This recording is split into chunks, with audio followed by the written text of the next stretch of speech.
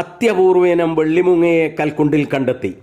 കരുവാരകുണ്ട് കൽക്കുണ്ടട്ടിയിൽ താമസിക്കുന്ന തോമ്പുന്നയിൽ ബേബി ജോസഫിന്റെ വീടിനോട് ചേർന്ന് മകൻ ഷിൻഡോ ബേബിയാണ് വെള്ളിമുങ്ങയെ ഇന്ന് കണ്ടത്.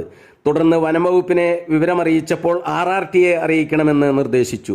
എന്നാൽ RRT സ്ഥലത്തെത്തിച്ചേരാൻ വൈകിയതോടെ സൈലന്റ് വാലി നാഷണൽ പാർക്കിന്റെ വനപാലക വിഭാഗം വന്ന് വെള്ളിമുങ്ങയെ അവരുടെ ഫോറസ്റ്റ് ഔട്ട് പോസ്റ്റിലേക്ക് കൊണ്ടുപോയി.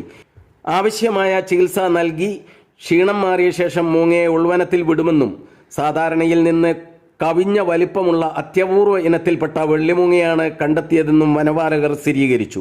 ഇത്ര വലിയ വെള്ളിമൂങ്ങയെ ഇതുവരെ കണ്ടിട്ടില്ലെന്നാണ് നാട്ടുകാർ പറയുന്നത്. വെള്ളിമൂങ്ങ എന്നത് ഒരു സാങ്കല്പിക അത്ഭുത പക്ഷിയൊന്നുമല്ല, കാടുകളിൽ ജീവിക്കുന്ന ഒരു പക്ഷി തന്നെയാണ്. എന്നാൽ അന്താരാഷ്ട്ര മാർക്കറ്റിൽ വളരെ വിലപിടിപ്പുള്ള ഒരു വന്യജീവിയാണിത്. ഇതിനെ സൂക്ഷിക്കുന്നതും വളർത്തുന്നതുമെല്ലാം വന്യജീവി സംരക്ഷണ നിയമത്തിന് എതിരാണ്. പണ്ട് കാടുകളിൽ മാത്രം കണ്ടിരുന്ന ഈ പക്ഷി ഇപ്പോൾ നഗരങ്ങളിലും ചേക്കേറി തുടങ്ങിയിരിക്കുന്നു. കാടുകളിലെ മരപ്പൊത്തുകളിലാണ് ഇവ സാധാരണയായി ജീവിക്കുന്നത്. വാസസ്ഥലം നഷ്ടപ്പെടുമ്പോഴാണ് പലപ്പോഴും വന്യജീവികൾ മനുഷ്യർ താമസിക്കുന്ന മേഖലകളിലേക്ക് ഇറങ്ങി വരാറുള്ളത്. വെള്ളിമൂങ്ങ എന്ന സിനിമ മലയാളികൾ ആരും മറന്നിട്ടുണ്ടാവില്ലല്ലോ. ഈ സിനിമ റിലീസായതോടുകൂടി വെള്ളിമൂങ്ങ എന്ന പേരും പ്രചാരം നേടി. സിനിമയിൽ വെള്ളിമൂങ്ങ ഇല്ലെങ്കിലും വെള്ളിമൂങ്ങ എന്ന വാക്ക് മലയാളികൾക്കിടയിൽ വലിയ ഹിറ്റായി മാറിയത് ഈ സിനിമ റിലീസായതോടുകൂടിയാണ്. ഇവയ്ക്ക് വിദേശ രാജ്യങ്ങളിൽ വളരെ ഡിമാൻഡുണ്ട്. കാരണം ഇവ ആഭിചാരക്രിയകളിൽ ഒഴിച്ചുകൂടാനാവാത്ത ഒരു വസ്തുവാണ്. ദുർമന്ത്രവാദികൾ ഇവയുടെ ചിറക്, തൂവൽ, മാംസം, രക്തം എന്നിവ മന്ത്രവാദ പ്രവർത്തനങ്ങൾക്ക് വേണ്ടി ഉപയോഗിക്കാറുണ്ട്. ഇവയെ വളർത്തുകയാണെങ്കിൽ വലിയ സമ്പത്തും സൗഭാഗ്യങ്ങളും കൈവരുമെന്ന് വിശ്വസിക്കുന്നവരുമുണ്ട്. ഇന്ത്യയിലും വിദേശത്തും വെള്ളിമുങ്ങയെക്കുറിച്ച് നിരവധി അന്ധവിശ്വാസങ്ങൾ നിലനിൽക്കുന്നുണ്ട്.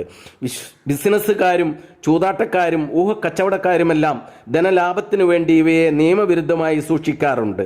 വെള്ളിമൂങ്ങയെ നൽകാമെന്ന് പറഞ്ഞ് പണം തട്ടുന്നവർ നമ്മുടെ നാട്ടിൽ പോലും ധാരാളമുണ്ടല്ലോ. വന്യജീവി സംരക്ഷണ പട്ടികയിൽപ്പെട്ട ഈ പക്ഷി വംശനാശത്തിൽ നിന്നും രക്ഷിക്കപ്പെടേണ്ടതാണ്. വെള്ളിമൂങ്ങയുടെ രൂപമാണ് അതിന് ഒരുപക്ഷെ ദിവ്യ പരിവേഷം നൽകുന്നത്. അതിൻ്റെ കഴിവുകളെക്കുറിച്ചുള്ള അന്ധവിശ്വാസം മനുഷ്യൻ്റെ ഭാവനാ സൃഷ്ടി മാത്രമാണ്.